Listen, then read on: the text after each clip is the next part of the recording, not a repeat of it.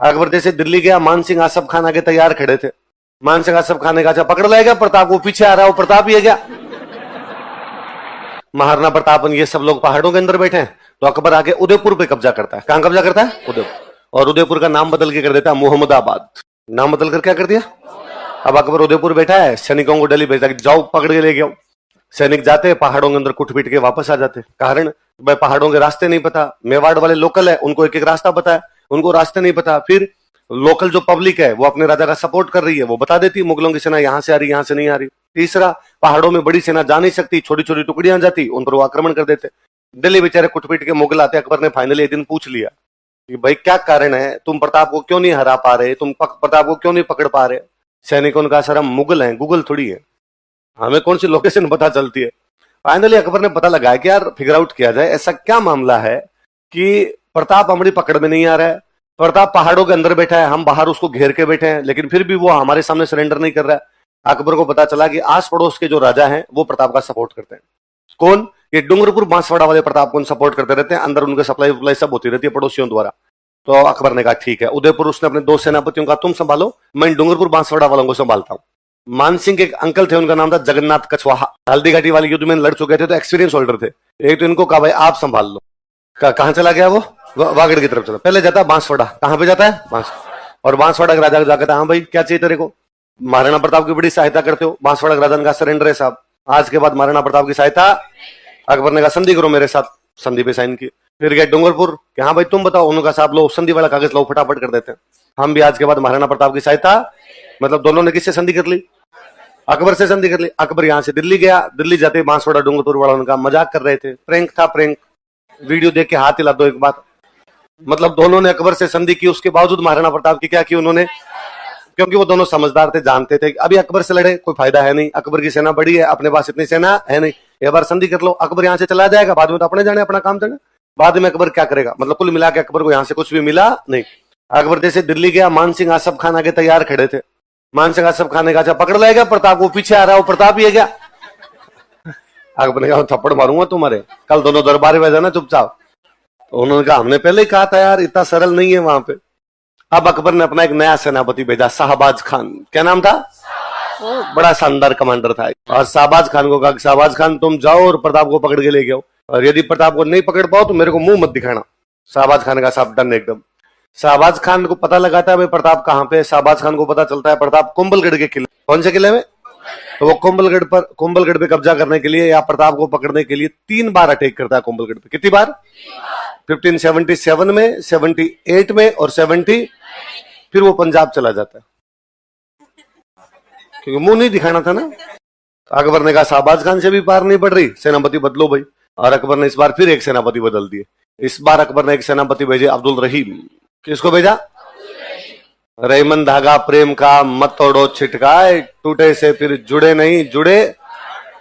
वो रहीम जी दोहे वही लिखने वाले रहीम जी। तो रहीम जी जितने अच्छे कवि थे उतने अच्छे योद्धा थे। अकबर ने रहीम जी कहा रहीम जी आप जाओ। रहीम जी मेवाड़ आ गए, पर रहीम जी का महाराणा प्रताप के प्रति सॉफ्ट कॉर्नर था, और रहीम जी को यह लगता था कि भाई अकबर को संधि करनी है, दोस्ती करनी है। पर दोस्ती किस आदमी से की जाती है? जो आपसे दोस्ती करना चाहता है। यदि मैं आपसे दोस्ती करना ही नहीं चाहता तो फिर आप दोस्ती कैसे कर सकते हो? और अकबर तो कह रहा है कि यदि तू राजी मत दोस्ती करे तो ठीक, वरना मैं थप्पड़ मार के दोस्ती कर लूंगा। किसी को कूट पीट के दोस्ती कैसे की जा सकती है? लड़ाई करके दोस्ती कैसे की जा सकती है? तो अकबर तो फालतू में लड़ाई कर रहा है। तो रहीम जी यहां पर आए, मेवाड़ आके बैठ गए, लेकिन महाराणा प्रताप पर कोई हमला नहीं करे। आपने डेरे लगाए, एक शेरपुर नाम की जगह थी। कौन सी जगह? उस शेरपुर नाम की जगह पर अपने कैंप लगा लिए, और कैंप लगा के वहां बैठे। सुबह जाते शिकार करने के लिए, दिन में शिकार करते, शाम को आके खाते पीते अपना सो जाते, अगले दिन फिर चले जाते। हर 7 दिन में अकबर को एक लेटर लिख के भेजते। महाराणा प्रताप को पकड़ने के लिए गए थे, बस थोड़ा सा बाल बाल बच्चा, अगली बार पक्का पकड़ लेंगे।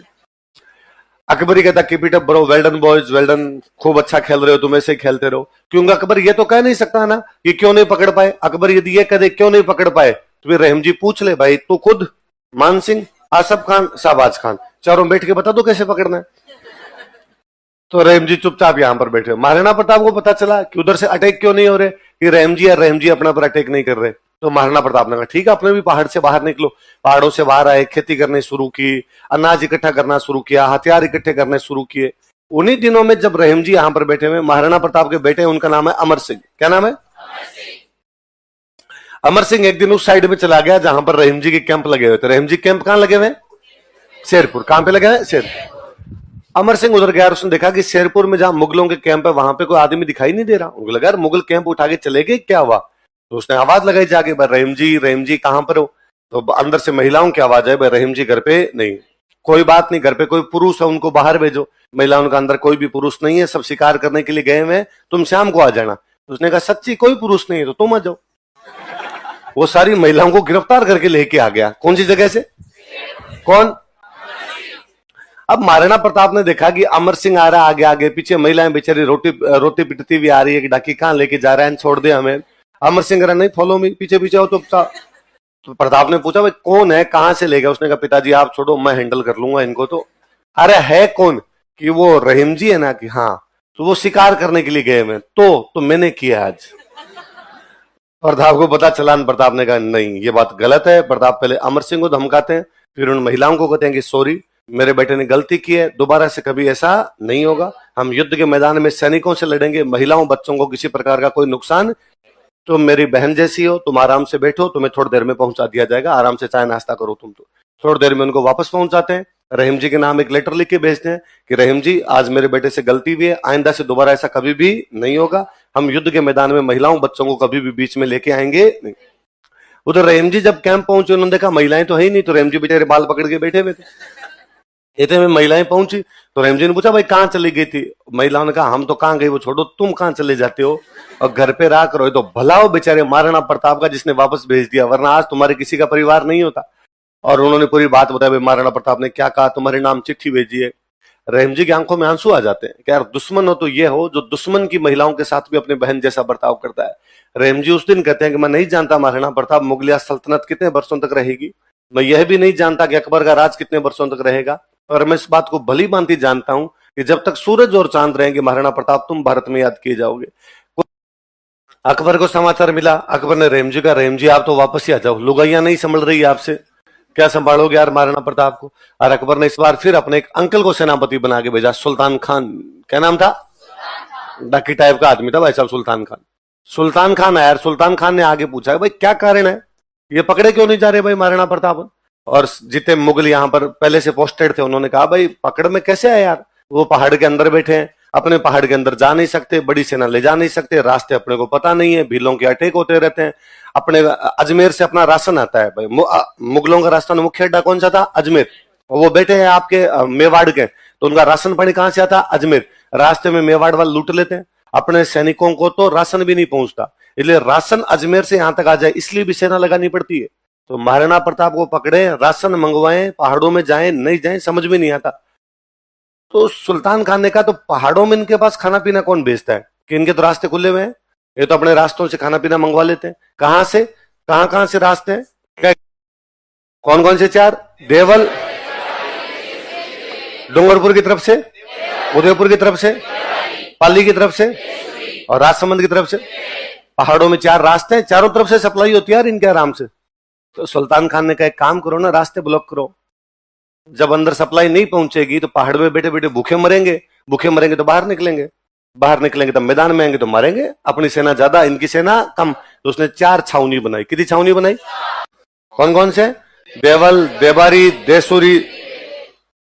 सबसे अच्छी लोकेशन इनमें जो थी वो दीवेर की थी।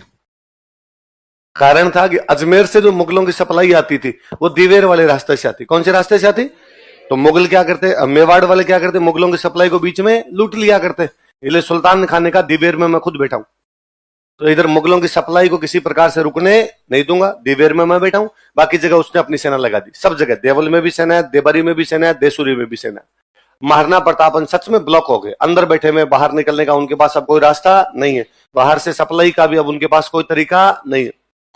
इतने में दशहरे का त्योहार है। कौन सा त्योहार है? अपने यहाँ दशहरे पे लड़ाइयां पक्की हुआ करती थी। कारण है कि दशहरे पे हथियारों की पूजा करते हैं।